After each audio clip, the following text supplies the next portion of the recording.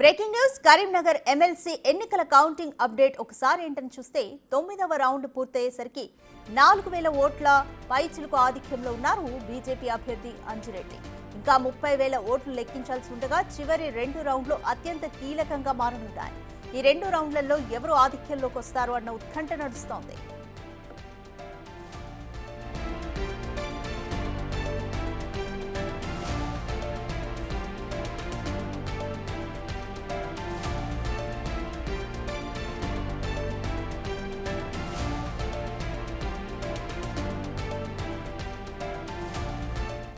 తొమ్మిదవ రౌండ్ ఫలితాలను చూస్తే అంజిరెడ్డికి 6,245 ఓట్లు రాగా నరేందర్ రెడ్డి 6,921 ఓట్లు సాధించారు. ప్రసన్న హరికృష్ణకు 6,290 ఓట్లు రాగా రవీందర్ సింగ్కి 273 ఓట్లు, మహమ్మద్ ముస్తాక్ అలీకి 266 ఓట్లు వచ్చాయి. ఇక యాదగిరి శేఖర్ రావుకు 384 ఓట్లు వచ్చాయి. మొత్తం లెక్కించాల్సిన ఓట్లు 2,24,000 ఓట్లు కాగా ఇప్పటి వరకు 1,89,000 ఓట్లను లెక్కించారు.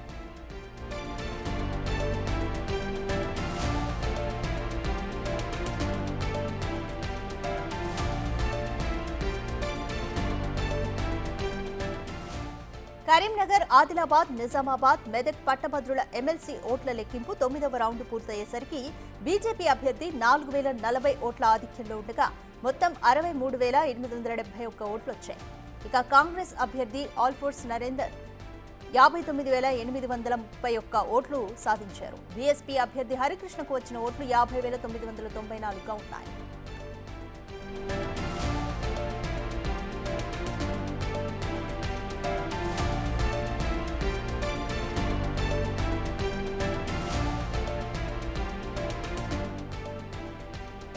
కరీంనగర్ ఎమ్మెల్సీ ఎన్నికల కౌంటింగ్ అప్డేట్ ఒకసారి ఏంటని చూస్తే 9వ రౌండ్ పూర్తయ్యేసరికి 4,000 ఓట్ల పైచిలుకు ఆధిక్యంలో ఉన్నారు బీజేపీ అభ్యర్థి అంజిరెడ్డి.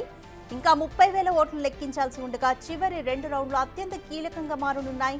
ఈ 2 రౌండ్లలో ఎవరు ఆధిక్యంలోకి వస్తారో అన్న ఉత్కంఠ నడుస్తోంది.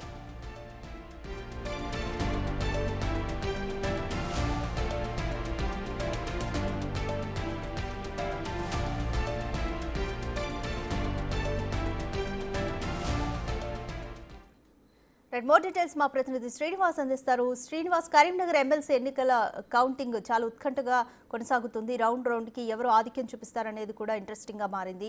ఇంకా మిగిలిన 2 రౌండ్సే మిగిలి ఉన్నాయి. పూర్తి ఫలితం రావడానికి ఎంత టైం పట్టొచ్చు? కొద్దిసేపటి క్రితమే 10వ రౌండ్ ఫలితం కూడా రావడం కూడా జరిగింది. ఇందులో స్వల్ప మెజార్టీ దిశగా బీజేపీకి సంబంధించినటువంటి అంజిరెడ్డి స్వల్ప మెజార్టీ సాధించడం కూడా జరిగింది. 10వ రౌండ్ ముగిసేసరికి 4,540 ఓట్ల మెజార్టీతో ఇటు బీజేపీ సంబంధించినటువంటి అంజిరెడ్డి లీడ్ లోపల ఉన్నట్టుగా అయితే తెలుస్తుంది. ఇంకా మొత్తం ఓట్లు కూడా ఇటు 2,24,000 ఓట్లు మొత్తం లెక్కించాల్సినటువంటి ఓట్ల లోపల ఇప్పటికే దాదాపుగా 2,10,000 ఓట్లు కూడా లెక్కించారు. అంటే చివరి 11వ రౌండ్ లోపల ఇంకా 14,000 ఓట్లు లెక్కించాల్సినటువంటి పరిస్థితి. 14,000 లోపల మెజార్టీ ఓట్లు ఎవరికి వస్తాయనేటువంటిది అయితే ఇప్పుడు ఉత్కంఠగా నెలకొన్నటువంటి పరిస్థితి కనబడుతుంది. ఇటు మొదటి నుంచి కూడా బీజేపీ అభ్యర్థి అంజిరెడ్డి తన ఆధిపత్యాన్ని కొనసాగిస్తున్నట్టు రావడం కూడా జరిగింది. కానీ మధ్యలో 2 రౌండ్లు వచ్చేసరికి మాత్రం కాంగ్రెస్ అభ్యర్థికి లీడ్ రావడం జరిగింది. నరేందర్ రెడ్డికి లీడ్ రావడంతో చివరి 4 రౌండ్ల లోపల తన ఆధిక్యత ప్రదర్శిస్తారని చెప్పి అనుకున్నా కానీ మళ్ళీ అనూహ్యంగా అయితే చివరి రౌండ్ల లోపల ఇటు బీజేపీ అభ్యర్థి అంజిరెడ్డి పుంజుకున్నటువంటి పరిస్థితి కనబడుతుంది. మొత్తానికైతే రౌండ్ కి అయితే ఉత్కంఠ నెలకొన్నటువంటి పరిస్థితి కనబడుతుంది. ఇంకా 14,000 ఓట్లు లెక్కించాల్సినటువంటి పరిస్థితి లోపల ఈ 14,000 ఓట్ల లోపల ఎంత లీడు అంజిరెడ్డి పెంచుకుంటాడు అనేటువంటిది అయితే ఇటు ఆసక్తిగా మారినటువంటి పరిస్థితి కనబడుతుంది. అదేవిధంగా మొదటి ప్రాధాన్యత ఓట్ల లోపల ఫలితం తేలేటువంటి అవకాశం లేకపోవడంతో ఇటు మొత్తం అయిపోయిన తర్వాత 2వ ప్రాధాన్యత ఓట్లను లెక్కిస్తారు. ఈ 2వ ప్రాధాన్యత ఓట్ల లోపల కింది నుంచి మొత్తం 64 మంది అభ్యర్థులు బరిలో ఉన్నటువంటి నేపథ్యం లోపల కింది నుంచి కూడా అందరినీ ఎలిమినేషన్ చేసుకుంటూ వస్తుంటారు. అంటే ఇప్పటికే దాదాపుగా ఈ మొత్తం చివరి రౌండ్ లోపల కూడా ఇటు బీజేపీకి సంబంధించినటువంటి అంజిరెడ్డి ఆధిక్యం కొనసాగుతూ వస్తుందని చెప్పి తెలుస్తున్నది. మొత్తానికైతే తన ఆధిక్యాన్ని 2వ ప్రియారిటీ ఓట్ల లోపల కూడా ఇటు నిలబెట్టుకుంటే అంజిరెడ్డికి విజయ అవకాశాలుగా ఎక్కువగా ఉన్నట్టుగా అయితే తెలుస్తుంది. మరి 2వ ప్రాధాన్యత ఓట్ల లోపల కాంగ్రెస్ అభ్యర్థికి ఎక్కువ పోలేయా లేకపోతే బీజేపీ అభ్యర్థికి ఎక్కువ పోలయ్యా అనేటువంటిది అయితే ఇప్పుడు ఆసక్తిగా మారినటువంటి పరిస్థితి కనబడుతుంది. ముందుగా అనుకున్నట్టుగానే ఇటు బీఎస్పీ అభ్యర్థి హరికృష్ణ కూడా ఇటు మంచి గట్టి పోటు అంటే వీటితో ఇద్దరికితో సమానంగా గట్టి పోటీ కూడా ఇవ్వడం జరిగింది.